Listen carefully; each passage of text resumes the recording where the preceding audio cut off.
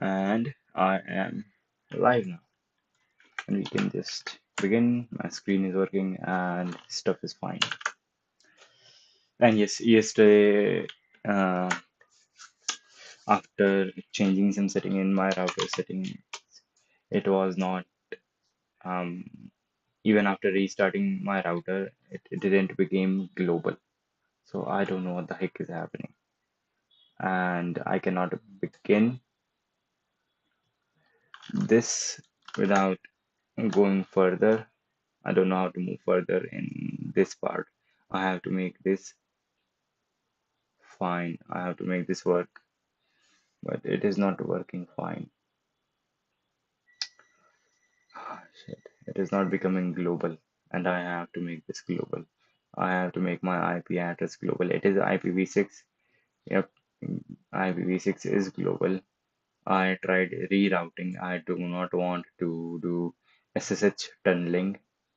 I want to make this either my IPv6 global, or I want to um, put in um,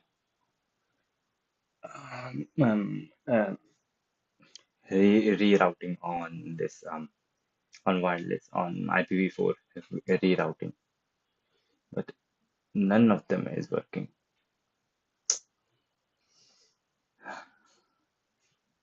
Yep, port forwarding.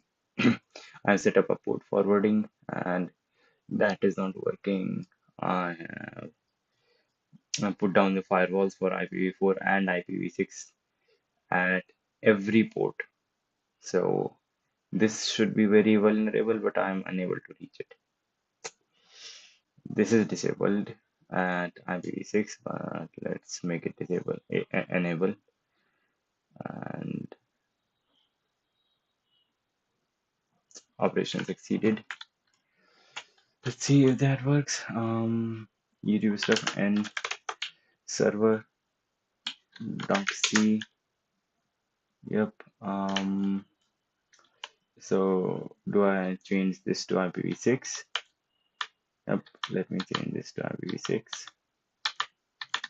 as it was before. Right, like that.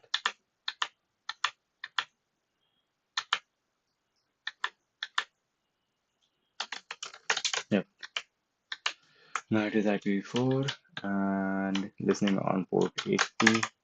Wait, it is IPv6 and it is listening on port 80. I'm actually not making any progress here. I'm just stuck on a simple thing on which I should not be stuck on. Postman. Well, it's just been 3 minutes and I have already realized that I am stuck. And I have to stream for at least 2 hours. Right, and this is my IPv6 address 5. Nope, not working. What is my IP address? Config en0 grep inet. This one is it, and I guess this is the one that is there in Postman. Yep, that seems like the one.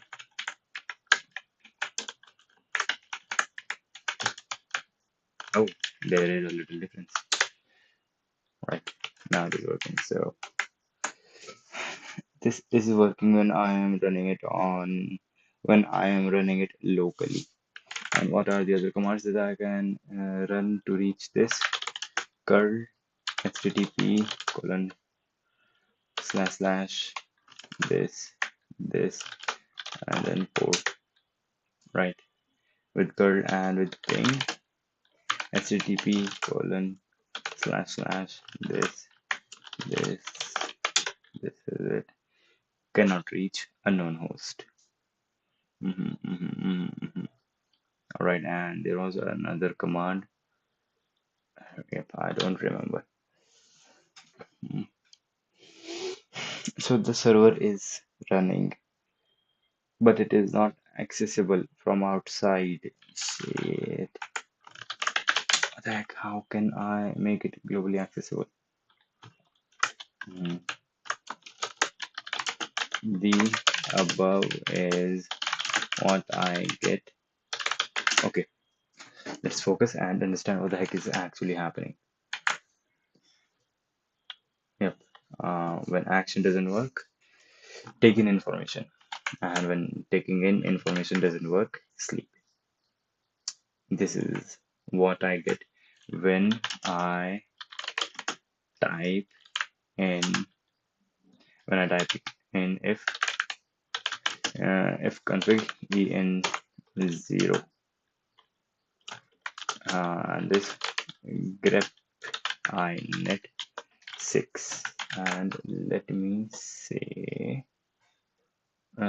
give in both of these, right? Let's understand what is actually happening and what I am getting,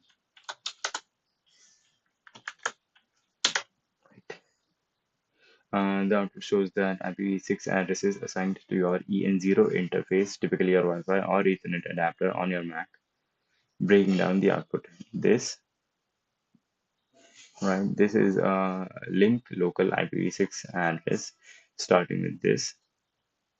All right, so this is my local IPv6 address. So if I were to do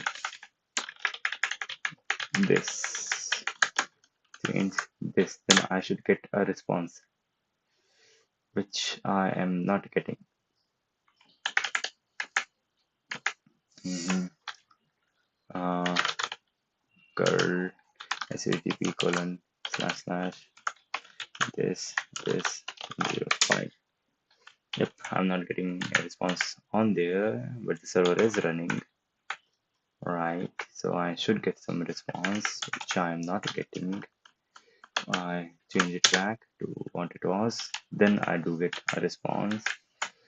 This is a link local IPv6 address. It starts with FE80. It is only valid within the local network segment and cannot be routed over the internet. The EN0 indicates that it is associated with the EN0 interface. Prefix len 64 means the first 64 bits are network portion.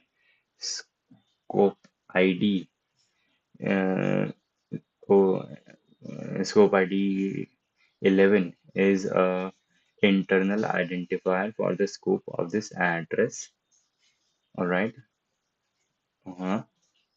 The second IP is the global unicast IPv6 address, meaning it is routable on the internet, which it is not. It is dynamically assigned dynamic flag likely to your by your ISP GeoFiber in your case. The prefix length 64 is allocated by your ISP. Prefix length 128. Um,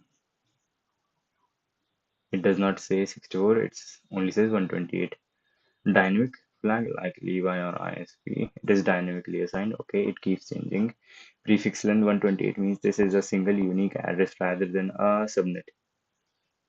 Alright, yeah. So my ISP gave me a whole unique address. What this means, your Mac has both a link local address for local network communication and a global IPv6 address for internet access. Since you have a global IPv6 address, your Mac is directly addressable on IPv6 internet. If you are hosting a service like Nginx, you can use this global IPv6 address for remote access. Check is there a service which I can use to check whether my IPv6 server is accessible or not. Yes, you can follow these IPv6 ping by online.net, test.com, Google IPv6 test. Right, ping6online.net to check my server, whether my server is reachable over the internet or not. It is taking some time to load. What is my IP.com display or IPv6 address or command line method? Ping 6, yep. Ping 6 is the method, right? Ping 6 and then HTTP. Wait, and how do I provide in the URL? This nc is also a command, it seems. Let me use that nc and port is 1205 and connecting to this succeeded. So it is accessible over the internet. Is it actually fucking accessible? Alright, here I see some responses with an empty request and wait, is it accessible over the internet? Ping 6 and then my IPv6 address. Ping 6 and then address which is 2405.201:6824:6097 :60A8 1D04 and then 105. How do I specify the fucking port in this thing? Mm-hmm. So it seems like there is some service running. Nginx. Is Nginx running? How do I see if Nginx is running? It might be running. How to see Nginx status? How to see Nginx status? How to verify Nginx is running or not? Linux config sudo apt-get. If config 80 port sudo service Nginx stop. Service is nothing in Mac. Okay. I guess it is brew service sudo brew. I don't need sudo brew service nginx. It is taking some time. Unknown command brew service. Brew service is unknown command. Shit. I want to check this on Mac if nginx is running or not. Reliable way how to restart nginx and there you go. Brew services status nginx. Brew services status nginx. Is it running?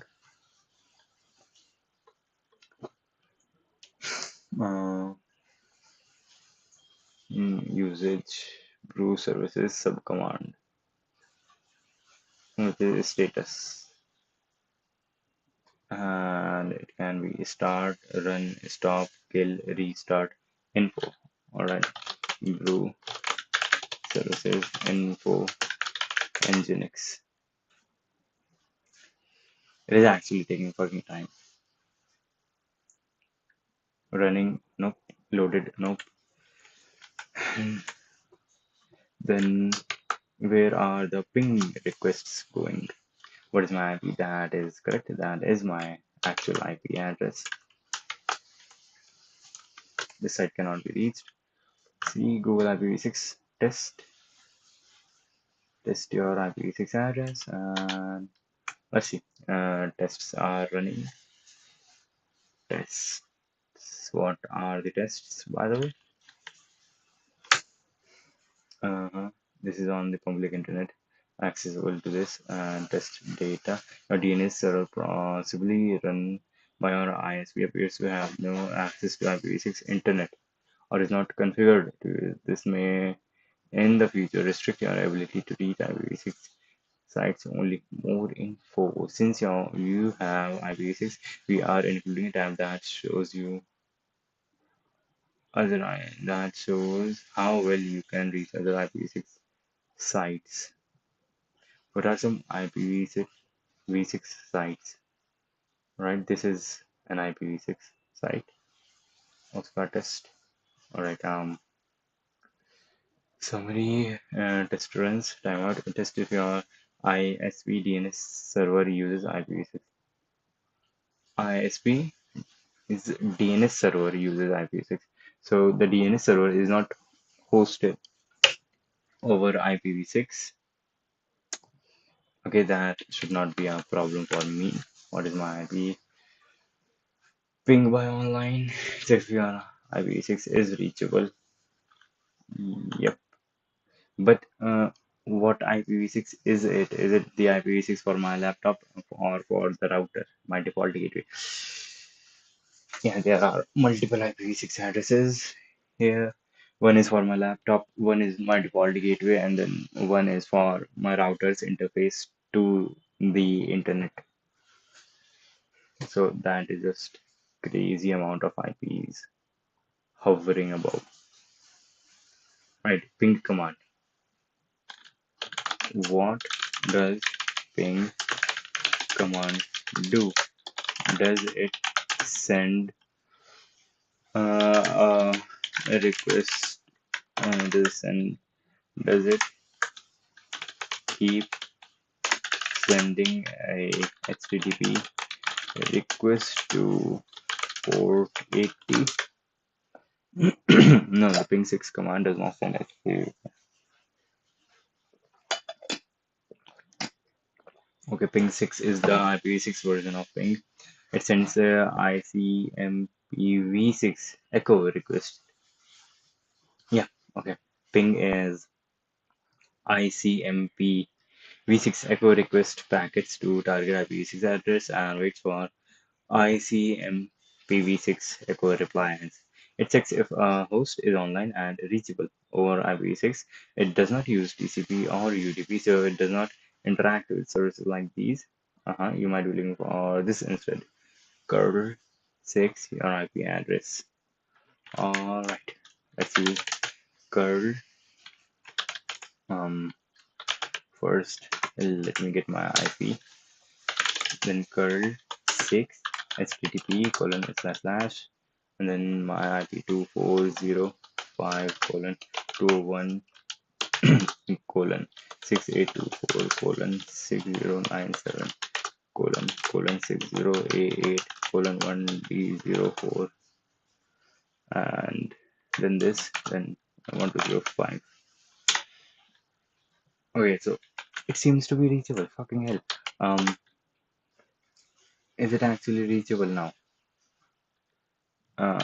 All of the commands are working, but the server is running on my machine and I am running these commands on my machine. So uh, the server is running on my machine. I am running these commands on my machine. So it doesn't that mean these are just um, going through under the firewall restriction layer and thus having no problem reaching the server, but there might be problems when a request is being sent from over the internet. Yes, exactly. Since you are testing your own machine, the requests are staying inside your local system and bypassing firewall restrictions that might block external traffic. Right, so that is the whole fucking point. Uh, and these requests are going locally, but I want them to be globally accessible. And local traffic is not blocked. Your Mac allows connections to itself. So, connection to itself, wasn't there some term or some specific, very, very specific thing, which is a very specific protocol which is used to for connection to itself? kind of thing. Your Mac allows connections to itself. So these tests don't hit firewall restrictions, even if your firewall is configured to block external requests. Internal loop back requests usually go through your router. Firewall might block external IPv6 requests. Your router may have a built-in firewall blocking incoming IPv6 traffic from the internet. Your Mac's firewall, PF, or application firewall might allow local connections but deny external ones. Some IPs implement IPv6 filtering to block unsolicited incoming traffics. Alright, so some ISPs themselves block requests. If my ISP is blocking requests, how can I change that? How the fuck can I change that if my ISP is the one who is stopping me? How to check external accessibility. To confirm if your server is reachable from the internet, try these. Check your port from another network, yep, from another IPv6 enabled device, example, mobile phone. How can I send a request from a mobile phone? Use our own online port scanner. Scan if your IPv6 is reachable. Scan if port 80 is open. Yep, let's see if port 80 is open. I'll run my server on port 80, server.c, change the port to 80, clang server.slash server, and it is already in use. But who the fuck is using that? Um, what was the command? The command to see. It was something like shit.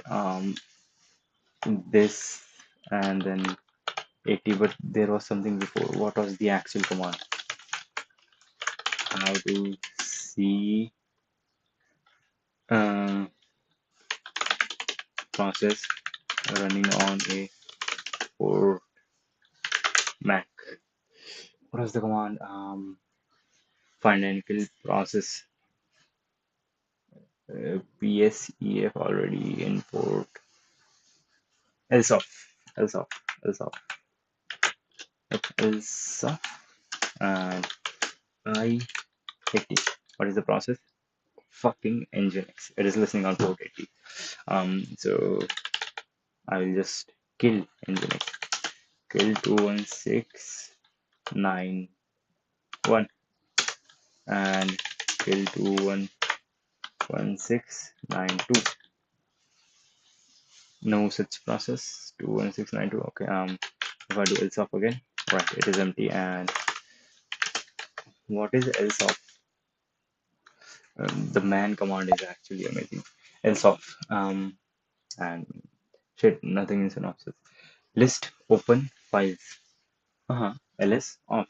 Of list open files description. Else off. Revision this lists on its standard output field information about files opened by processes for the following Unix dialects. Okay, an open file may be a regular file, a directory, a block, a special file, a character, a special file, an executing text reference, and focus. So that is stopped, and I can run my server. Yep, it is running on port 80 now. I can check it from postman like that, and yep, I do get some response. If I go on to this port scanner website, every phase do this. Check if Mac OS PF allows incoming IPv6 connections. IPv6 port scanner, IPv6 port scanner. IPv6 check if your port is open or not. How do I check? That is not my IPv6. Oh, yeah, that one is. That is. This is your IP. Yep. Please enter the hostname or public IP, default public IP, right? And port to check. All right. And then these are the things that they have. All right. This is it. And port I want to check is 80. Let's see. Check port. Reachable. Success. We can see our service on this. Your ISP not blocking port 80. Isn't that amazing? Isn't that fucking amazing? Did I get something? Yep. Wait, let me stop and now try to send the request. It should say okay. Okay, so it might actually be running now. Now, and yep, I do see something that a request was sent on port 80 and it succeeded. What is the thing that it returned? And so my this is reachable over the internet. Let me change the port and server.c. Let me use port this 12305 lang server backslash server, and now I'm listening on port 12305. Let's see. It is reachable. It is fucking reachable. It is reachable. Shit. It is reachable. It is fucking reachable. It is reachable. So that fucking solves everything, right? Now I have got that is actually pretty good. Wait, if this is reachable like this, then it should be reachable by other things too. IPv6 address, check if your IPv6 is reachable. Check if your port 80 is reachable. Okay, it is running. It is running. It is now reachable, and I should be able to send this to a friend of mine, and he should be able to see what is happening. CD YouTube ls, and now I can actually make some progress and move ahead. Buffer size this. Nope. Yep. Let me change it back to 6.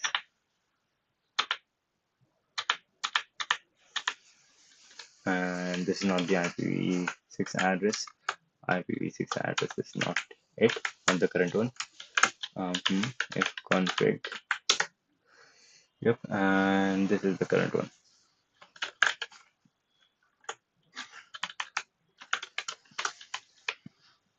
Right, right, that is it. And clang server, why clang server, clang client, not slash, not first I have to run the client, first I have to run the server, and now run the client, and response goes, and I get something in return.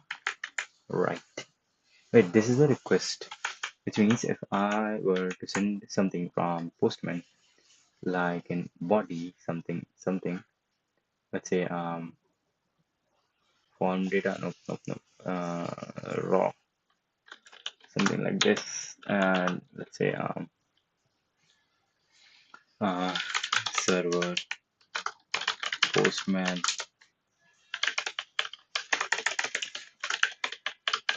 message. This is the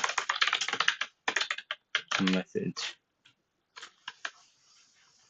right? And let's see. Okay, yeah, port 80. Nope, port 12305. I do get something, and in the server, do I get something logged? Yep, I get this logged. Wait, this is exactly same what I typed in there. So if I were to do this, what will I see then? Then, yep, that is exactly what I'm getting there. So that is cool. That is cool. And at this point, I had originally divided this whole problem into two things, which was first making my IP. global so that it can be reached over the internet. And the second, wait, is my firewall on? Like, if my max firewall is off, that is horrible. That is very insecure of me. Charger. Yep. And network and firewall is active. Right, right. So that is cool. So wait, if requests are coming, so what does an active firewall mean if it is not stopping anything from coming in? So frames are dropping like crazy. hmm It is fine now, I suppose. And shit, my keyboard got disconnected. The interface is not working, or the controller is not working. The adapter could not be working. Anything could happen. Yep, it is just crazy stuff, crazy technology. Right. So one step was to make my IP version 6 Internet Protocol version 6 global. That is done. Now what I need to set up is DNS, Dynamic Domain Name Service. DDNS, duck DDNS, duckdns.org.domains. Let's see. Free dynamic DNS host on AWS. What does dynamic DNS does? Dynamic DNS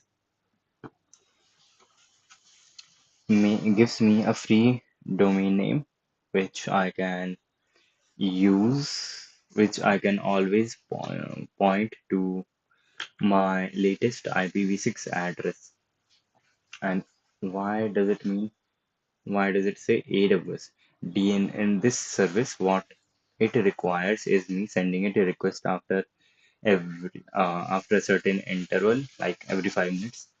And then it sees what the IPv6 address is for that request, and it changes the IPv6 address that my domain is currently pointing to point to the latest one. Right. So, hmm, why does it say AWS then? Yep, dynamic DNS. That is what I have to do now. Update IP. If I were to update my IP manually, let's say, if config, and this is my IPv6 now, and if I update my wallet through ID, let's say, and I this and I run it. This does go through, which is pretty cool actually. Yep, it is cool. And if I were to do it from here, curl http colon slash slash this colon point, that does fucking work. Okay, if that works, how can I make this request an automate process for this? Yep. Right. Linux cron tab, I'll be using cron tab. Yes, if your Linux install, yep, cron tab is there. I have a cron tab. I can, okay, duck DNS. Let me go to the duck DNS folder. cd duck. Yep, I already have a duck DNS folder. Duck.sh. This is my duck.sh file, which does some stuff. And here I have echo URL this equal to something. All right, give this thing. Okay, IP equals nothing. So if I were to do curl k o and this, okay, if I were to do this, um curl this uh, curl this with um k and o k and I don't need output and capital K is capital K and then just this. Does it work? This is supposed to update my latest IPv6 address. Hmm. Okay, it does contain the token. Okay, it is taking. Oh shit, it is not even running, actually, I suppose. Yep, it is not even running. Okay, option K requires a parameter. The parameter is this. Wait, hmm, if I don't do K, okay, it sends me okay. What does it mean? Does it mean that my IP got updated?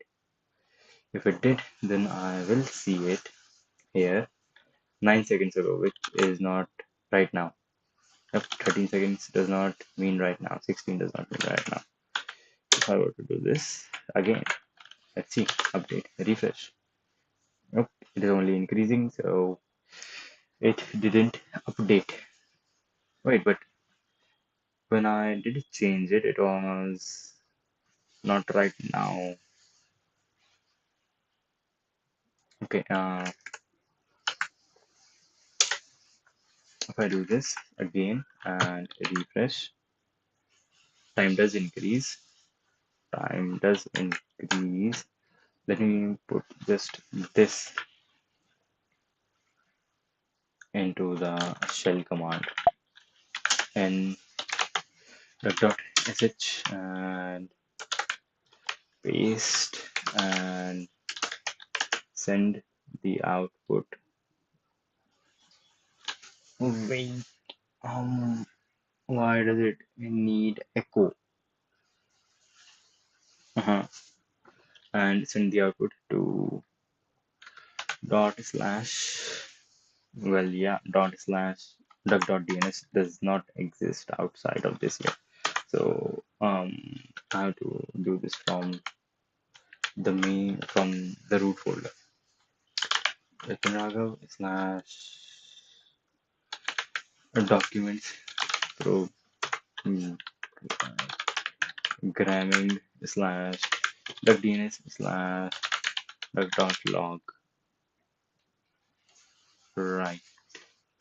Wait, or I can just do this. Update. Right. And sh duck.sh. Okay, something is happening and let's duck.sh duck.log. Right.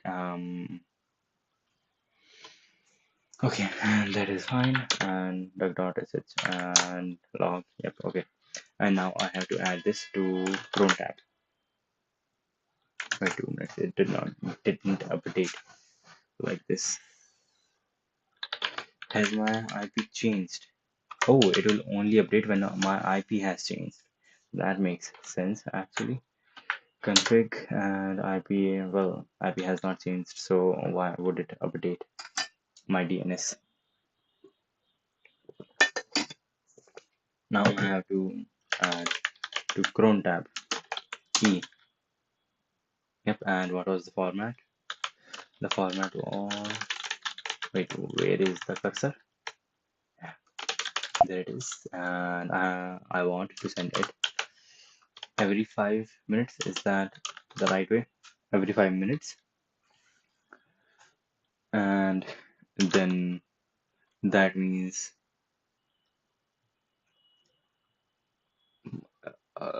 what part of second shit.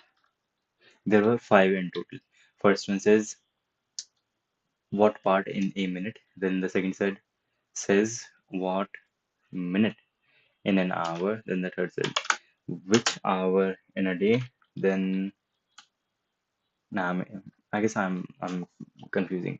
The first one says which minute in a hour, then the second specifies which hour in a day, then the third specifies which month, which day in a month, and fourth specifies this one which month in the year, and then the last one which day. And what is the thing that I want to run? Slash with command. I have to give in the command. How do I how to give shell script to cron tab? Day of month, month of year, and then day of week, and then path to the shell script. All right. Users slash within Raghav slash documents slash programming slash after programming it was uh duck dns slash duck dns dot sh. Yes, that is cool. Installing new cron tab. Yep, install the cron tab. It does work. It does work. Yep, it does work. And this should not work. This should update my DNS automatically, so I can go in the client side of things, projects, YouTube, and client.c, and in here I can change this ISP to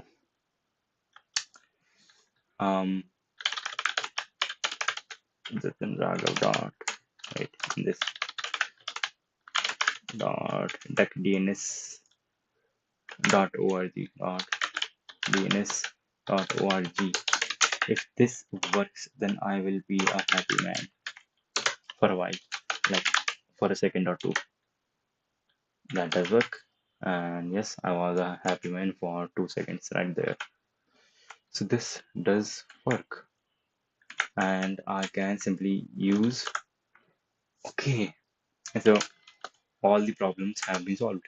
I have set up a global IP and I have set up a DNS, dynamic DNS, so that I only have to give a domain name and my service will work. And currently I'm running it on IPv on port 12345.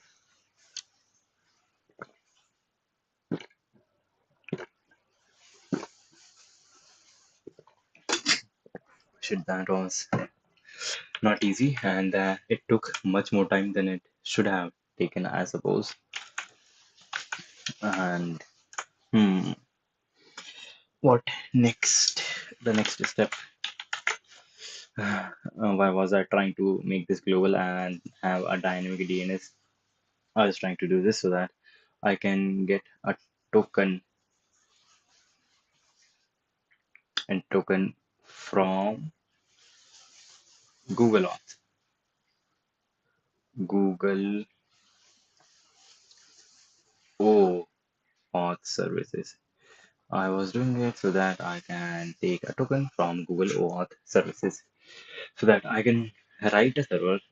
I can give Google a redirection domain, which to which Google will send the token after a user has logged into their Google account when they want to log into their Google account. Now I have to implement OAuth. Like, yep, like I said it very simply, but it is not going to be that simple. OAuth, then OAuth 2.0. I want to implement auth which implements OAuth framework.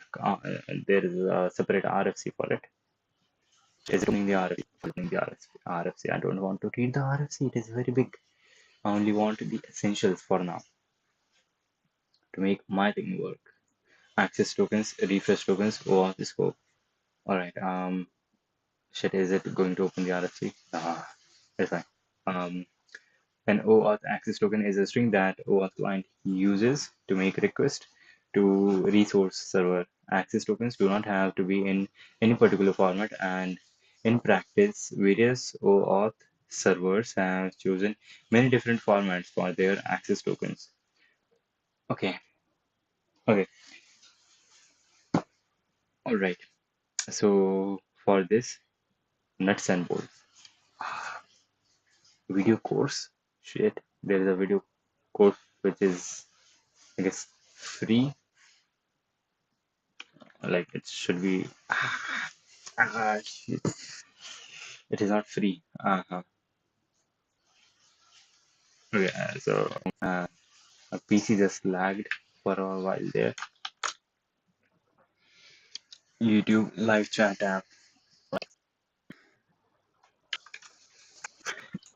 Now is it? What do we want to achieve? We want to implement OAuth. Implement OIM. That OIM. Implement. And what does it mean? I need a user, a client program. My program is my client. I'm going to write the OAuth logic in a separate file and the other things in a separate file. And then in the main file, I will just bring the import and how to reach the server auth server and the resource. This is R, and the resource I will handle later. For now, this is the flow that I am tackling with. Right, so client needs to send a request to the auth server. And how should that request look like?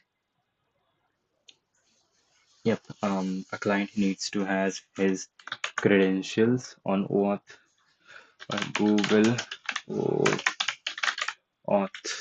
2.0, and yeah, let's see, Google OAuth for authentication. And there was a playground. Yep, playground. This is pretty like straightforward. I can see exactly what the requests that I should be sending are. Right, let's say I want to get access for this. And if I do authorize API, right, and then I write, right, all right, if I do that, then, right, this is my request and this is the response. This is the request. HTTP, wait, what was the actual request that went there? Went to the WhatsApp. Part one was authorize APIs, right? This is made by Google developers. Okay, and actually, okay, this returned me the auth code. So this step one is what I need to implement right now. This is step one, which will return me a token. Okay, and here the redirection URL is provided by Google, right? And that is what I have to, that is what I have been working on this last week, so that my IP can be globally reached and Google can send me the refresh token. Scope is this. All right, and this get, wait, which one is the request and which one is the response? This is the request, this is the response, right?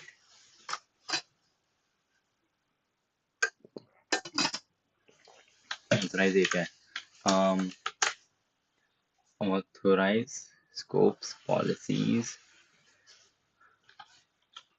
Why is it? Google API uses OAuth protocol, OAuth 2.0 protocol for authentication and authorization. Google supports common OAuth scenarios such as those for web server, client side installed, and limited device applications. To begin, obtain OAuth credentials from the Google console. Then your client application requests an access token from the Google Auth server, extracts a token from the response, and sends the token to the Google API that you want to access for an interactive demonstration. Go there. Right. Let me get the credentials. Let me get the credentials right.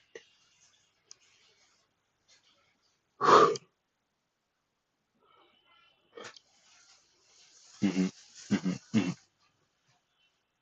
Enable APIs, library credentials, and there are like different credentials for different things. There are credentials for auth, and then there are credentials for sending API requests. Okay, so my credential, that's cool, right? That's cool. This page is an overall overview of the OAuth 2.0 authorization. I use that reports and provides links to more detailed content for details about using OAuth for authentication. Basic steps. Obtain OAuth credentials from Google API console that I got. Visit the console to obtain Google OAuth 2.0 credentials such as a client ID and client secret that are known to both Google and your application. That are known to both Google and your application. Right, let me write. Okay, this server is running, which is listening for everything that is coming in, right? And the port is 12345. Okay, it does not has to be HTTP port. Should it? It should be HTTP port. Okay, and because I am, it has to be port 80 because I'm using HTTP request.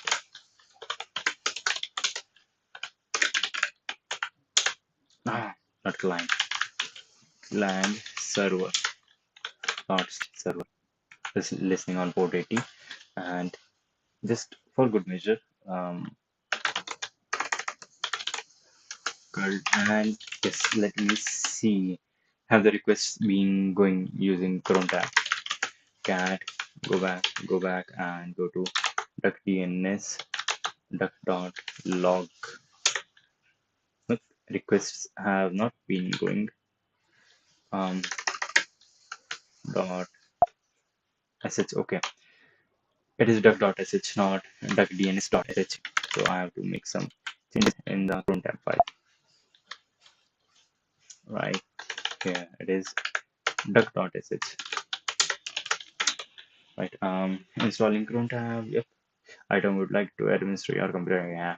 Yeah. Do that.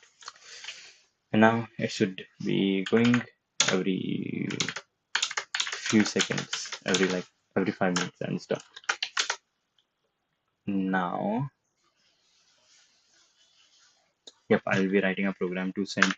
And okay, so now I'm actually writing stuff. So let me make a new folder. mkdir livestream.c, that YouTube stuff. Yep, mkdir live chat cd live chat listen send auth request.c. Okay, how is this supposed to work? The set of values, uh, the set of the set of values varies based on what type of application you are building. For example, a JavaScript application does not require a secret, but a web server application does. Right, this is a web server which I am making. So you must create an OAuth client and appropriate for the platform on which your app will run. For example, for server side or JavaScript web apps, use the web client type. Do not use this client type for any other applications such as native or mobile apps. For Android for universal. Okay. Obtain an access token from Google OAuth, Google Authorization Server, which I have gotten, right? Yep. Before your application can access private data using a Google API, it must obtain a token, an access token. Okay, that part I'm not doing right. And that is a later part. That comes like later, of course. And what was my Google OAuth key? Yep. This was my key. And why the fuck is this lagging? Um, OAuth, OAuth client ID equals this this thing. Initializer element is not compatible. Compile time constant. Is it not compile time constant? Include stdio and end main. Now are you happy? Okay, char pointer. Maybe just char pointer. Right. That is my auth client ID. Right. And moving on, I created it on 4th of March, and so it has been 8 days. Before your application can access private data using Google API, it must obtain an access token. A single access token can grant varying degrees of access to multiple APIs. A variable parameter called scope controls the set of resources and operations that an access token permits. During the access token request, your application sends one or more values in the scope parameter. There are several ways to make this request, and they vary based on type of application you are building. For example, a JavaScript application might request an access token using a browser redirect to Google. Yep, might request. Okay, access token is the thing that the what server sends back, right? That is what I'm doing in this part.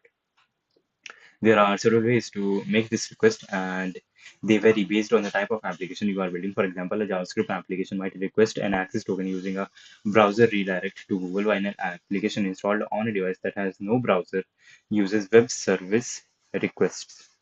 Some requests require an authentication step where the user logs in with their Google account. After logging in, the user is asked whether they are willing to grant one or more permissions that your application is requesting. This process is called user consent. Okay, I want user consent. All right. If the user grants at least one permission, the Google Authorization Service sends your application an access token or authorization code that your application can use to obtain an access token, and a list of the scopes of access granted by that token. If the user does not grant the permission, the server returns an error. It is generally best practice to request scopes incrementally at the time access is required rather than upfront. For example, an app that wants to support having an event to calendar should not request Google Calendar access until the user presses add to calendar. See incremental. Alright, so how do I get the access token? Examine the scopes of access granted by the user. Compare the scopes including in the access token response to the scope required to access features and functionality of your application depend upon access to a related Google API. Disable any features of your application unable to function without access to the related API. The scope included in your request may not match the scope included in your response, right? Even if the user grants all requested scope. Refer to the documentation for each Google API for the required scope for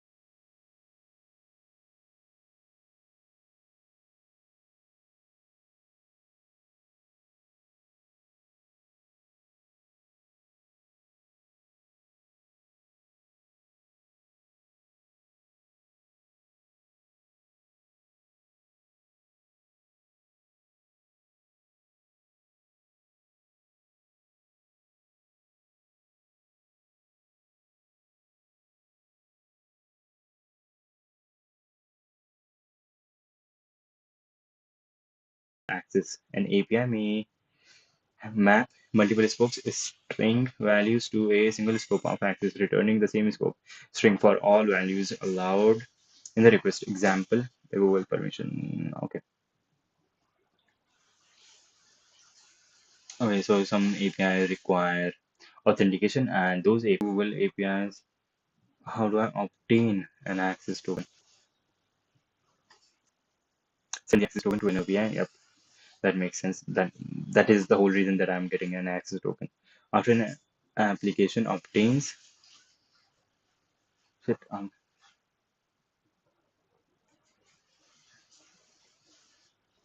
after an application obtains, okay, refresh the access token if necessary. After an application obtains an access token, it sends the token to Google API in an HTTP authentication request header. It is possible to send tokens as URI query string parameters, but we don't recommend it. Okay, because URI can end up in log files that are not completely secure. Also, it is good REST practice to avoid creating unnecessary URI parameter names.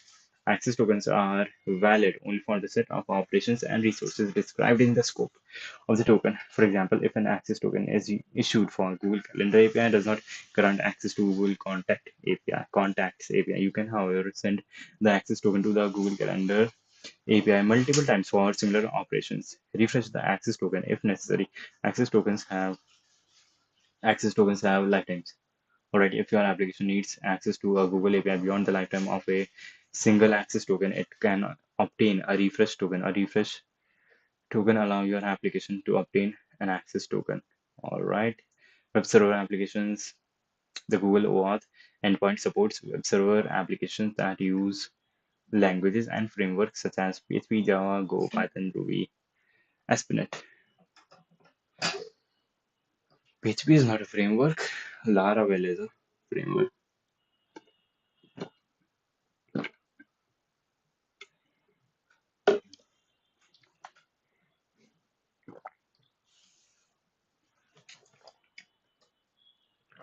Request token, login and consent, and then I get authorization code. Wait, that is all that I'm focusing on right now. Install the applications. Google API console. User how install Google API endpoint to start applications that are installed. Uh, Obtain authorization code. How do I get authorization code? What is the request that I need to send? And what is the API endpoint token size? Okay, token size. Token can vary in size up to the following limits: 256 bytes, which is the authorization code. Access token is 2048 bytes. All right, refresh token is 512 bytes. Access token returned by Google Cloud Security Token Service API. Access tokens are returned by this API. All right, are structured similar to, okay, uh, what is it? This this thing, Google Cloud API, Security Token Service API.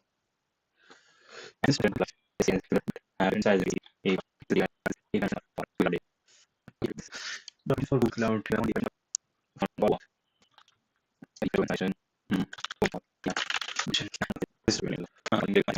right? You do not need to install any. I'm not talking about Lari. Right? Yeah. Access to Google APIs. Okay. Obtain access. Yes. Your application identifies the permission it needs. Your application redirects the user to Google along with the list of required permission. How does that happen? Yep. Set authorization parameters.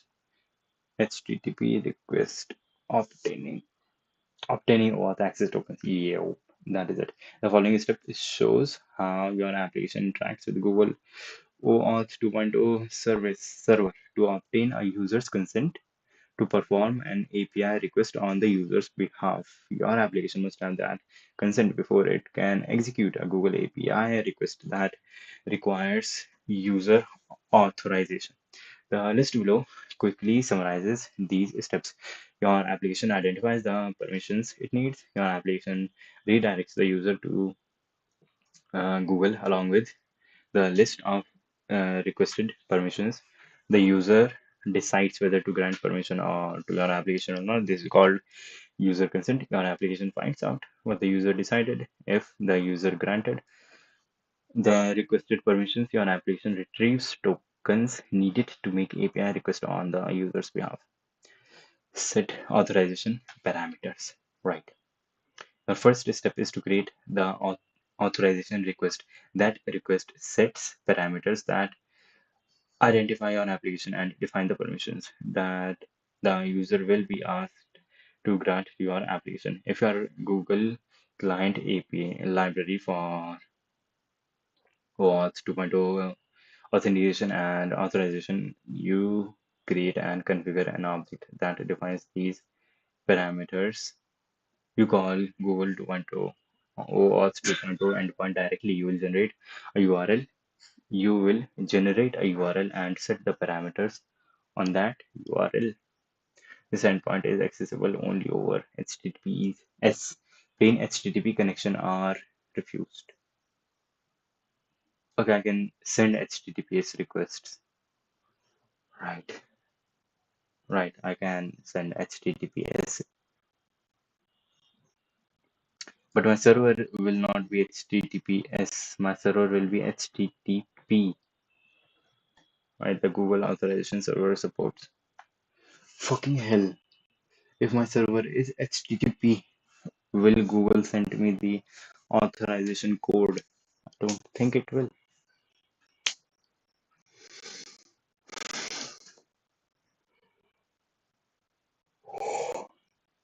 Well, but in this case, I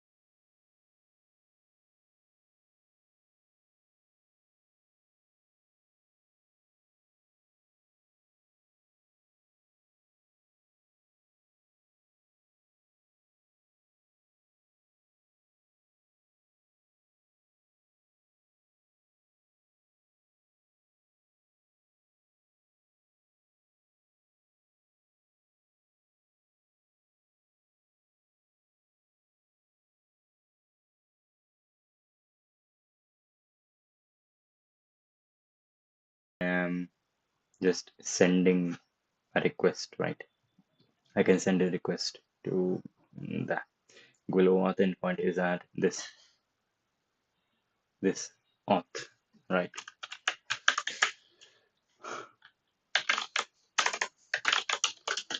Um, Google client pages redirect URL required. It determines where the API server redirects the user. Of redirects the user.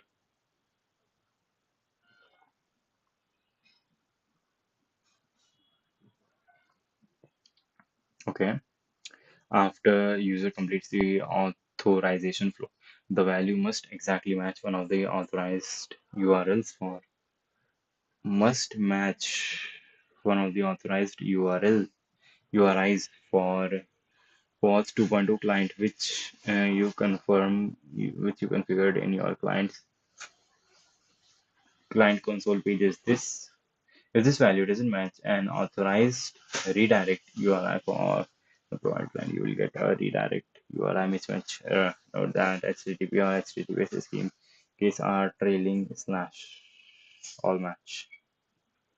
Response type determines whether the Google endpoint return an authorization code. Okay, give me an example, will you? These are the things that I have to. These go in the query parameter. All right. Okay. So I now need to send a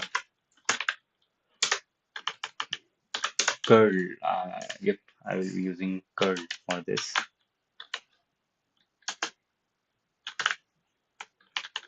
Right.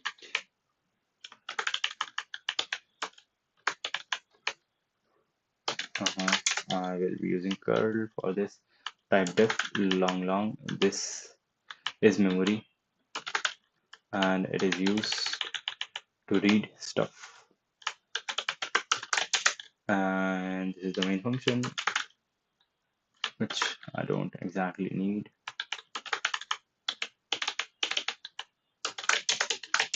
This is the API key. When I am sending a request to the Google API, but right now I'm not sending a request to Google Cloud API. I'm sending a request to Google OAuth API.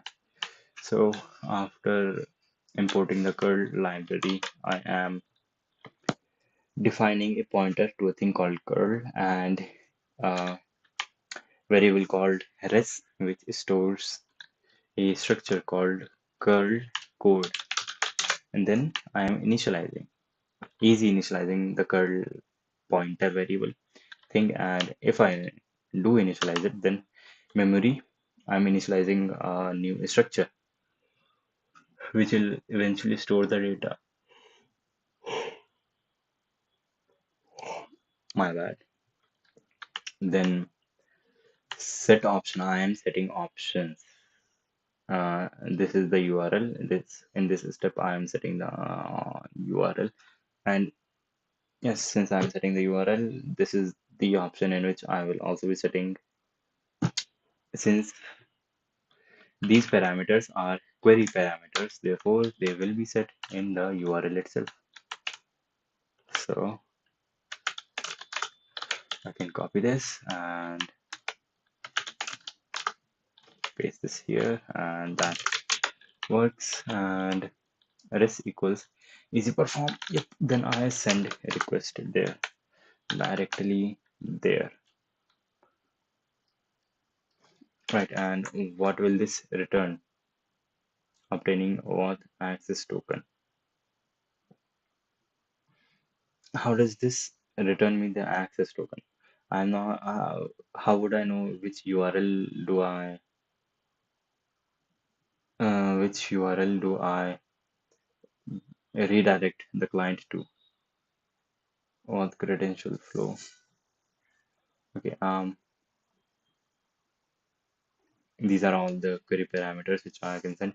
All of these are optional. Let me see the required ones. Client ID. That is me. Client ID. Then question mark. Nope. Ampersand. Ampersand client ID equals that auth client ID, which is huge as big.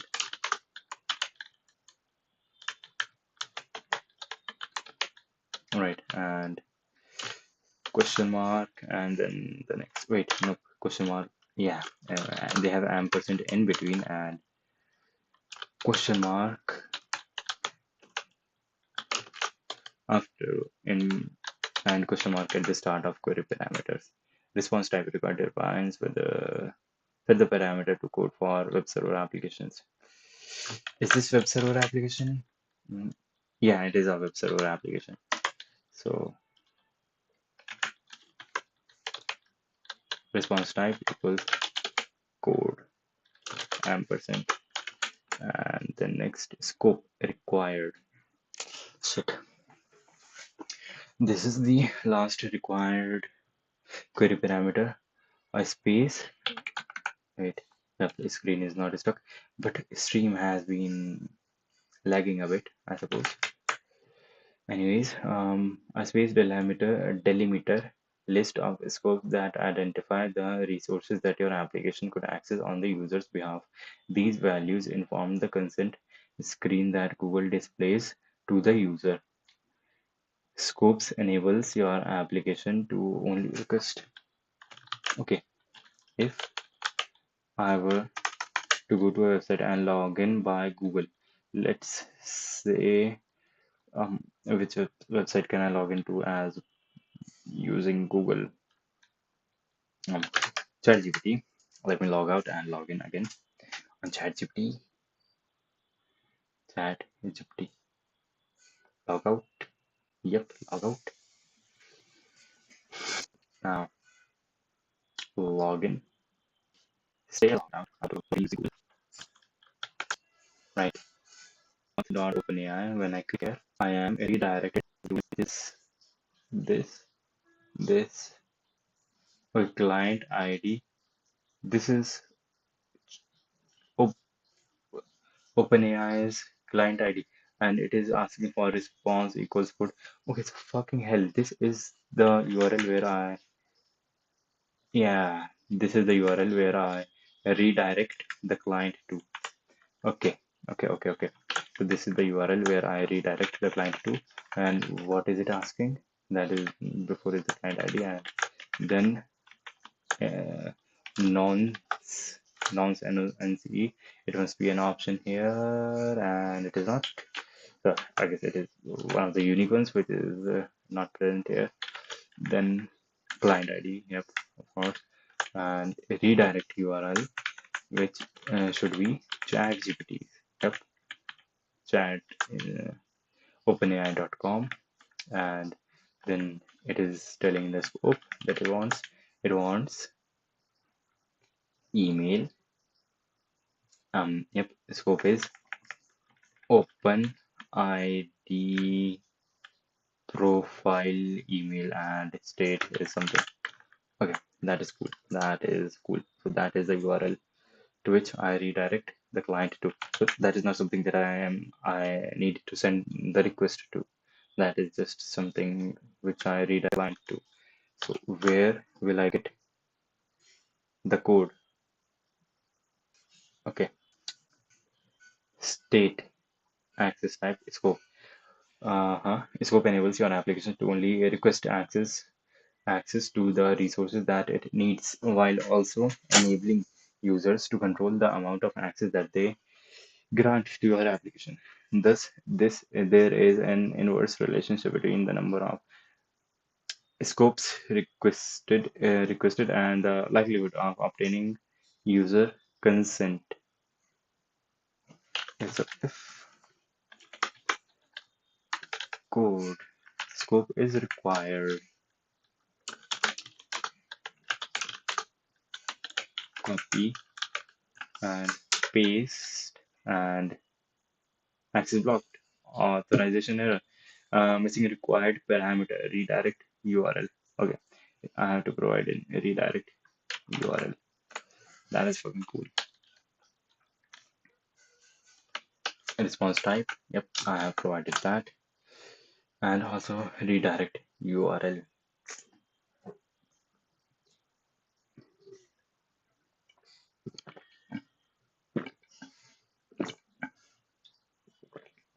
Where do I want the client to be redirected to?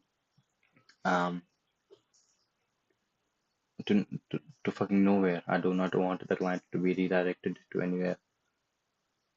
I just want them to log in.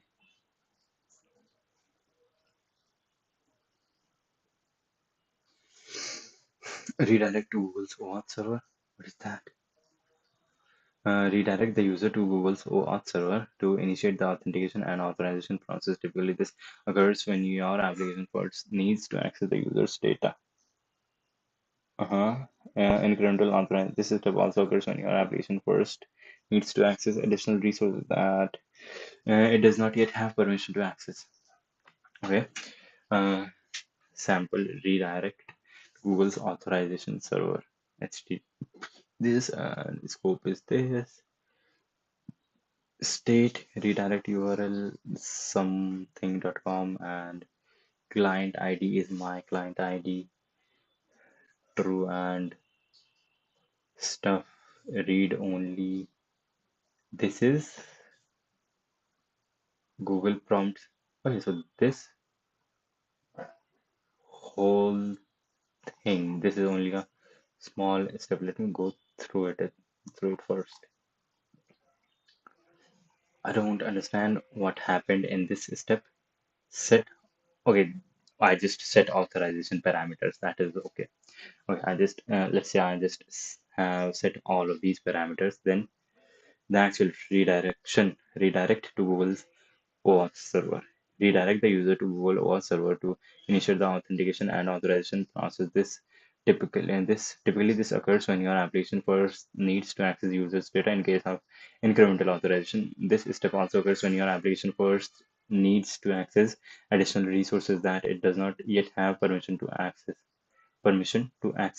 Okay, this is, let's say, an example.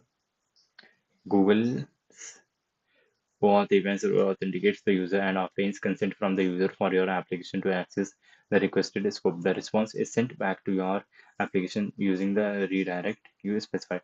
The response is sent back to your application using the redirect URL you specified.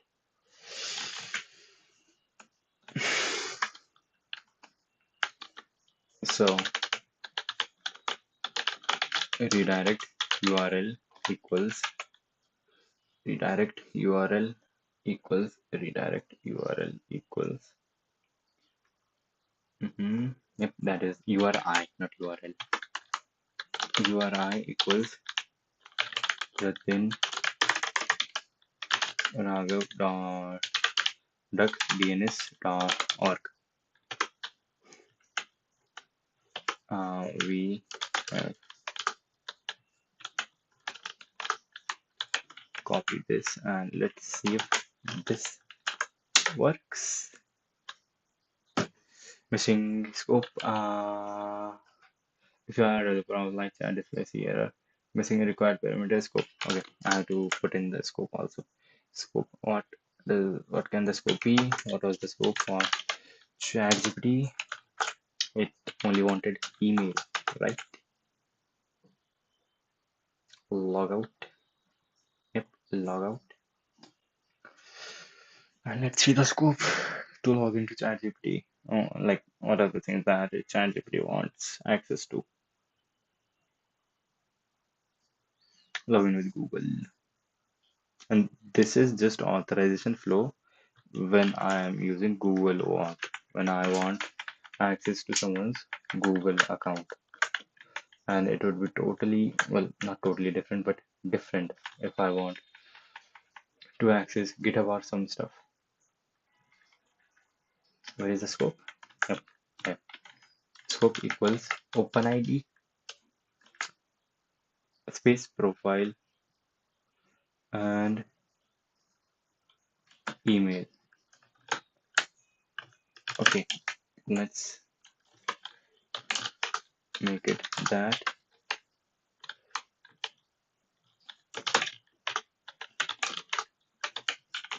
Copy and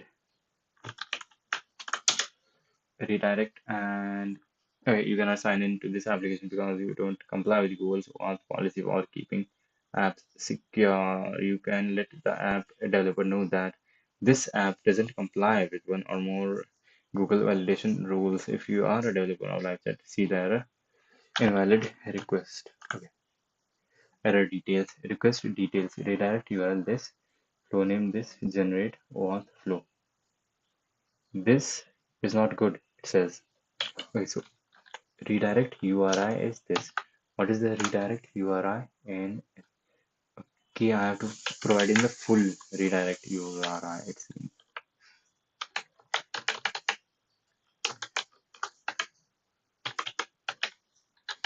http://jitinraghav.duckdns.org. And now, shit. If you are a developer of this app, see detail error, request detail flow name, redirect URI mismatch. Okay, so URI mismatch, which I should get. Yep. Determine where the API server redirects the user after the user completes the authorization flow. The value must exactly match one of the authorized redirect URL, which you can configure in this. Okay, I have to add it in here. Shit. things seem to be working. Um, Edit. It is taking some time. Yeah. Live chat. Yeah. Client secret session detail, client ID, client secret. How do I add people to this? The one thing, right? So overview, blending audience seems like a correct, good way. Doesn't mean I've been using it. Yeah. Publish app, testing, external, make external, add users. Users while publishing status is to testing only. Mhm. HTTP cloud.duck.cns.org. Invalid emails are not allowed. Emails. Okay. Okay. Emails. I have to add emails. Where can I client pages? Where is my brought into client ID? You will get a redirect. HTTP on HTTP. Trailing slash must all match. Let me just first go through the whole flow. In the first step, we just set the parameters, and yep, in the second step, we are redirecting the client to this URL. Google's OAuth 2.0 service authenticates the user and obtains and sends it to the URL I specified, which is the redirection URL. Redirect URL you specified, which is this, right? And then Google prompts user for consent. In this step, the user decides whether to grant your application the request access. At this stage, Google displays a consent window that shows the name of your application and the Google API. How did it got the name of my application? Because since I used my client ID, from that Google got my name, and the Google API service that is requesting permission to access with the user's authorization credentials and a summary of the scope of access to be granted. The user can then consent to grant access to one or more scopes requested by your application or refuse the request. Your application doesn't need to do anything at this stage as it waits for the response from Google OAuth 2.0 server indicating whether any access was granted. That response is explained in the following step: errors. Request Google OAuth 2.0 authorization point displays and display user facing error message instead of expecting authentication and authorization flow. Common errors, code and suggested resolutions are listed below. Admin policy info. Okay, these are some errors application can get. And with for handle OAuth server response. The OAuth 2.0 server responds to your application's access to by using the URL specified in the request. If the user approves the request, the access request then respond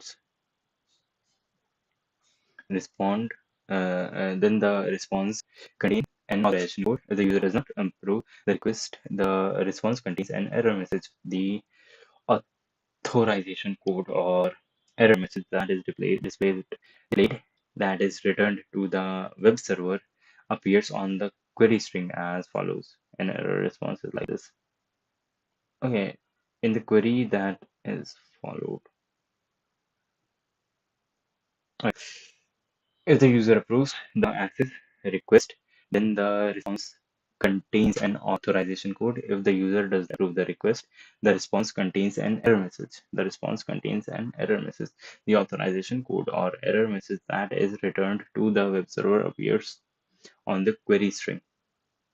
The authorization code or error message that is returned to the web server appears on the query string as shown below. How would I get the query string? Is it okay? Since my thing is the thing is important. If your response endpoint renders an HTML page, response and renders an HTML page, any resources on that page will be able to see the authorization code in the URL. But this is not making sense.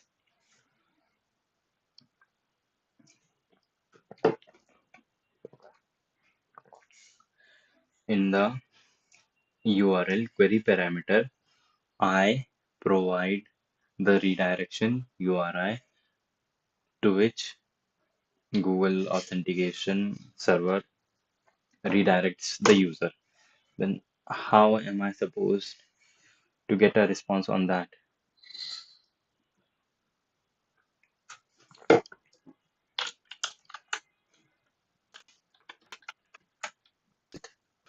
Yeah, client ID,